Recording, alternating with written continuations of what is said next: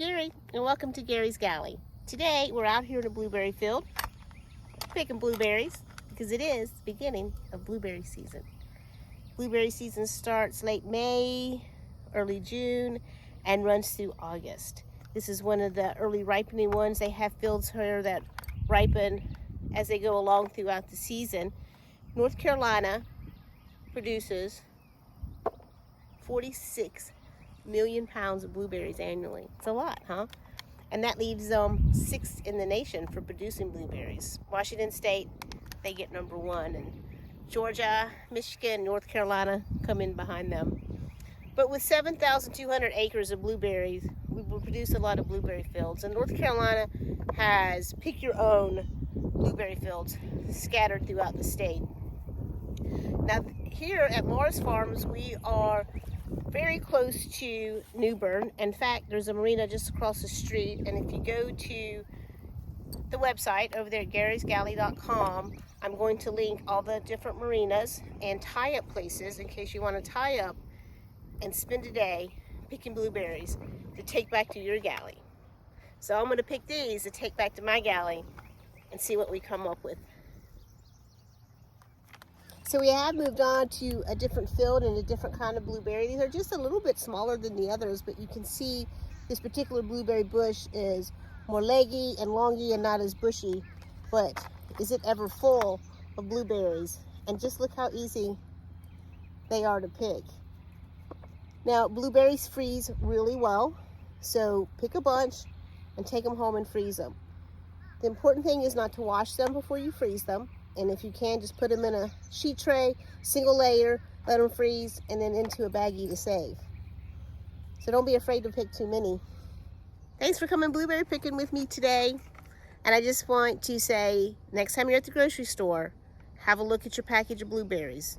If it says it's from China, well, leave it be and move along till you find blueberries that are produced right here in the US of A. So we're going to take these back to the galley, and again, we're going to challenge ourselves, and we're going to do something sweet, something savory, and a docktail, all with blueberries. So I'll see you back at the galley.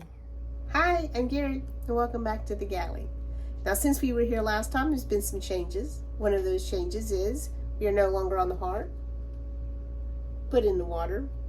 Better view, don't you think? We're really excited about that. The galley has had her countertops and backsplashes, sinks. There's still some painting, and the galley's not quite done, but she's almost there. Being in the water doesn't mean we're ready to go. We still have a lot of engine work to do, and solar panels and radars, but just being in the water feels so good to be back on the water. It just means that we're that much closer. But for today, blueberry season. So before we get started, I just want to say thank you to Shannon out there at Morris Blueberry Farm. Thank you for letting me come and film and pick blueberries. And I just want to say thank you for being such stewards of the land. They are almost 100 years old out there, and it's been in the same family the whole time. The younger generations are continuing to farm that land. They have set aside 100 acres just for a wildlife refuge, where they even plant corn for the deer. They have set aside 100 acres for timber, and they're just keeping that family tradition alive and keeping American farming alive. And so thank you, we appreciate you, and I'm so happy to support you. And that's Morris Blueberry Farm. And if you go to the website over at Gary's Galley, you can read all about it and find out where it is. So if you are anchored into New Bern or anywhere around New Bern, from the Grand Yacht Marina in New Bern, it's only 5 miles. So if you're out there in the waters and anywhere close to New Bern, you want to go blueberry picking. They freeze beautifully. So not only is it blueberry season, but it's peach season too. Now these peaches are coming up from South Carolina, and I know that you probably think that Georgia is the #1 state for peaches, but in fact it's not true. they might be in the top 5, I'm not really sure. But South Carolina produces about 90,000 tons of blueberries a year, and Georgia about 40,000 tons of blueberries a year. So Georgia was the first state to ever can peaches, and that's how they became known as the peach state. Now, California is number 1, they produce about 60% of our peaches that we have here in the United States. But they're fresh, they're right up the road from South Carolina, and they are delicious. And that smell, there's just, smells so good. So I have decided that we're going to take these peaches and these blueberries and make an upside down cake with them, and just put them together and make an upside down cake. I think it's delicious, and I think you're going to think so too. So let's get started. So the first thing we want to do to start is to get our 12-inch cast iron skillet on about medium heat, and to that we're going to add 1/4 of a cup of butter, and I'm just looking to melt it.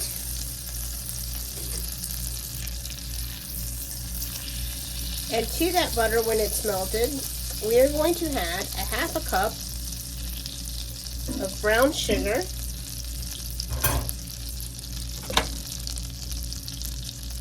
and break that up. And we are looking to make us a little brown sugar caramel. I don't need any more heat. I'm turning my heat off. I just want this butter and sugar to melt together. I don't even need to make sure all my butters or my sugar's dissolved. I'm creating a little caramel here that we are then going to put our peaches and blueberries on. And now that that's all nice and melted, we're going to start adding our peaches first. And I did about 2 cups, maybe a little more, of my fresh peaches. And don't they look beautiful? So I'm just going to lay these all around. So this is just like if you're making a pineapple upside down cake. We're just changing up the fruit for what's fresh and what's in season and what we can get local. Now I will say that once this bakes and those blueberries bake down, it's not going to be like a pineapple upside down cake and you can see the pineapple rings and the cherries. It gets kind of muddled, but it doesn't change how fantastic it tastes. So I just kind of want to cover the whole surface. I did try this, chopping up the peaches so that they were about the same size as the blueberries. I didn't like that. I felt like they kind of got lost in there. So I like the version better when I cut the peaches more into a size. Just look at the beautiful color in those peaches. All right, and next we have our 2 cups of blueberries. Now I just washed these blueberries. Don't wash your blueberries till right before you use them.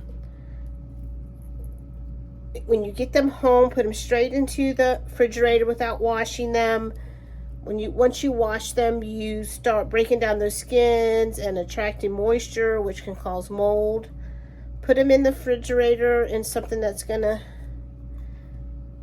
have some air. If you buy them from the store or the farmer's market and they're in the containers, you notice those containers have ways to get air into them. And that's important, to keep some air flowing through them. If you freeze your blueberries, do not wash them. Put them on a tray in the freezer and let them freeze individually, and then put them in a bag and they'll freeze beautifully. Now this I'm just going to let sit, and it's ready for our batter. So on with our cake batter. I have 1 stick or 1/2 cup of butter and 1 cup sugar. and I'm going to on pretty high. I'm going to start low and then I'm going to go high and incorporate this, and I'm going to do this for at least 5 minutes. I even set my timer to make sure because it seems like forever, but I want this as light and fluffy as I can get it, and with as much air in it as I can get it. So here we go.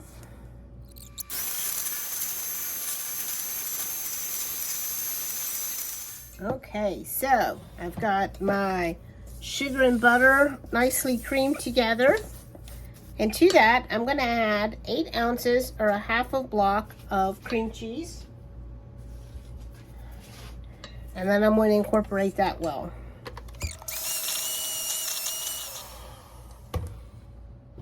And now that that is nice and incorporated, we're going to add our eggs. Now I have 2 eggs plus 1 egg yolk. And I've added the extra egg yolk because the egg yolks help cakes that are really moist. They help bind that moisture with the flour together so your cakes aren't too runny or mushy. So we're going to do these one at a time. Make sure that they're well incorporated before you add the next one.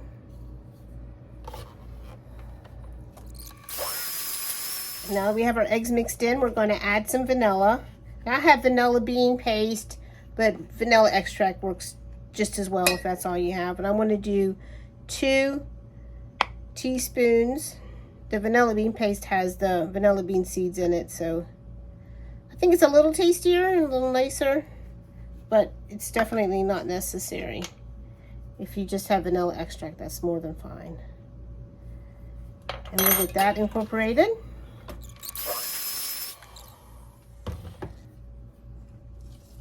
And you can see that little specks of the vanilla beans in there. So now we're ready for our flour and our buttermilk. Now in here, I have 2 cups of flour, 2 teaspoons of baking powder, a half a teaspoon of kosher salt, and 1/4 teaspoon of baking soda. And I just take my whisk, make sure that's well combined. And what we're going to do is we are going to alternate a half a cup of buttermilk with our flour mixture. We're going to start with flour and end with flour.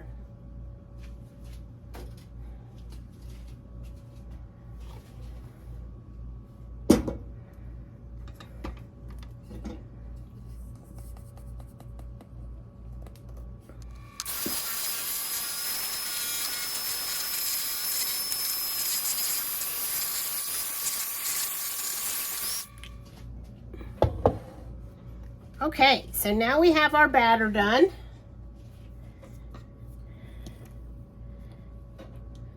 And I kind of like to do dollops around.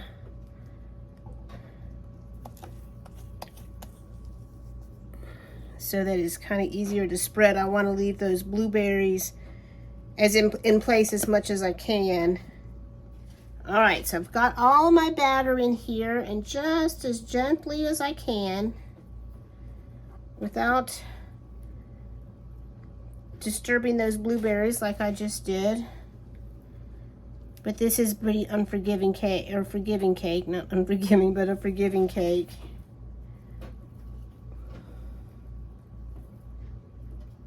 So I do have a couple of blueberries that's straight out there, but we're just absolutely not going to worry about that.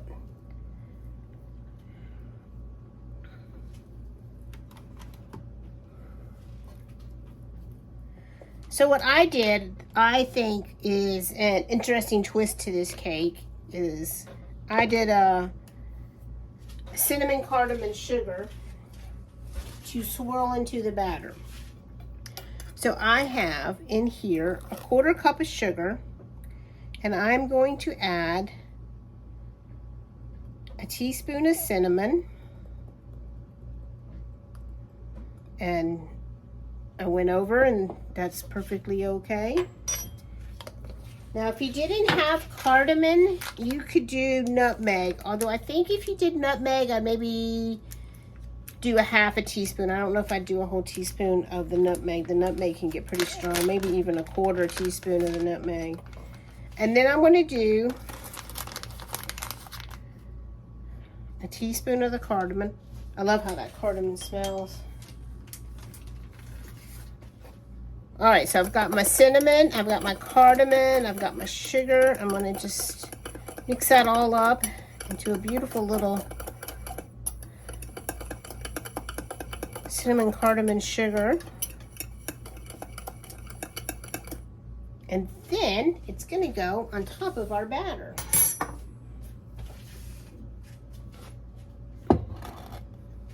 All right, so we've got our butter, brown sugar, our peaches, our blueberries, and then our batter. And now we have that beautiful sugar that we made. And I'm going to just sprinkle that around my batter.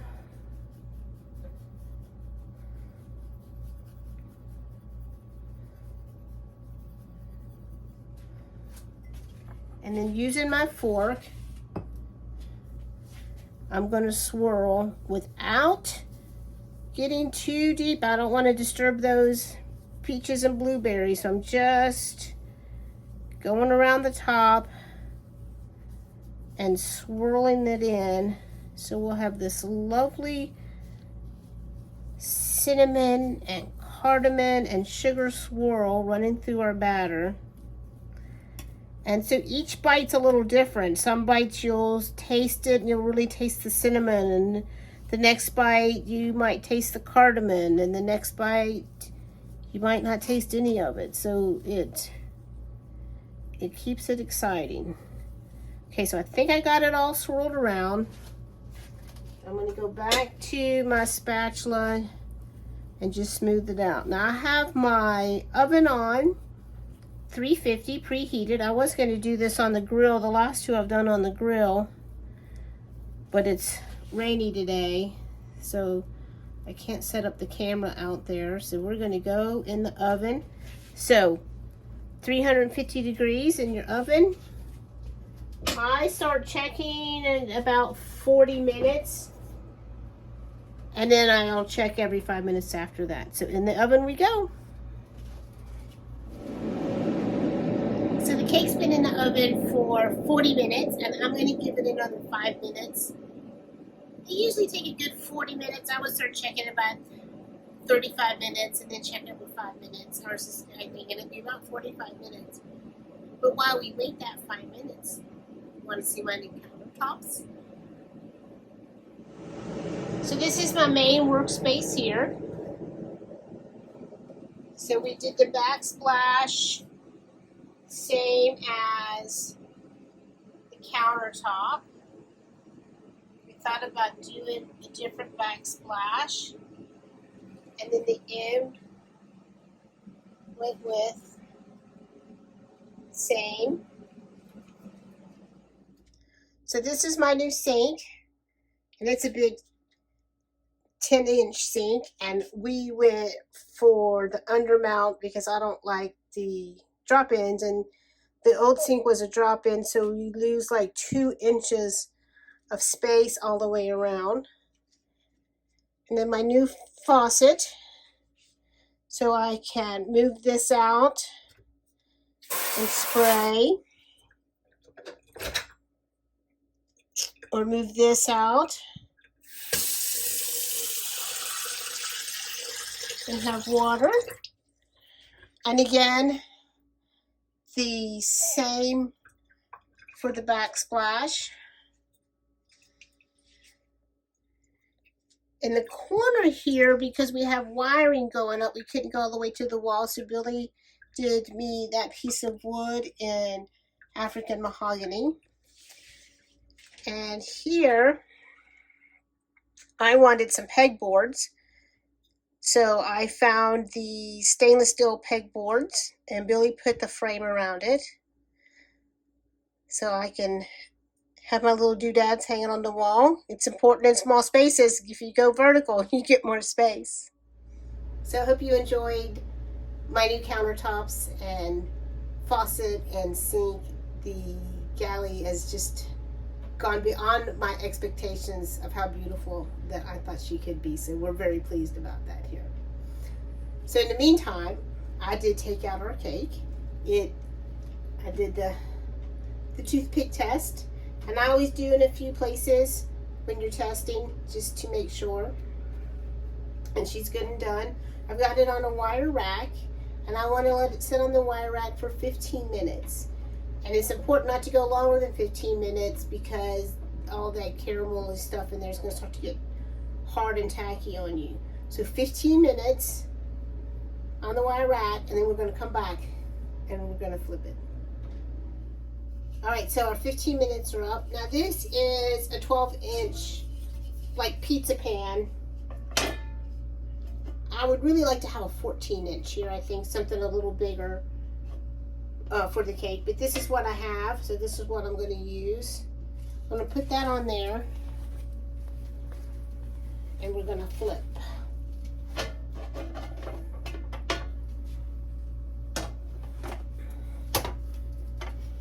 And now I'm just going to let this sit there for another 15 minutes because I want all of those blueberries and peaches and all of that caramel to settle this and not stick up into my pan. I want them just to fall down and settle into place and cool down a bit before I take off my skillet. So I'll see you in another 15 minutes. Okay, we're back. It's been 15 minutes, so it's time for the big reveal. Ah, perfect. Empty pan. So I don't think that it's necessarily the prettiest cake I've ever seen, but it's certainly one of the tastiest. It is fantastic. You get peach and blueberries all caramelized together, and then that vanilla-y cake batter with the cinnamon and cardamom swirl. I hope you try this soon. If you don't have a cake pan, you can do this in any pan that you would do your pineapple upside down cake in. So thank you for coming. I hope you enjoyed blueberry picking, pie making, and a little tiny tour of the Galley. Until next time, safe cruising. And have a look at your...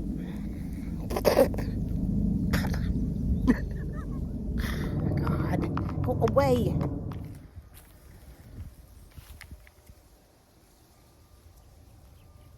Thanks for coming blueberry picking with me today. And the next time you're at the grocery store, I'm being attacked. So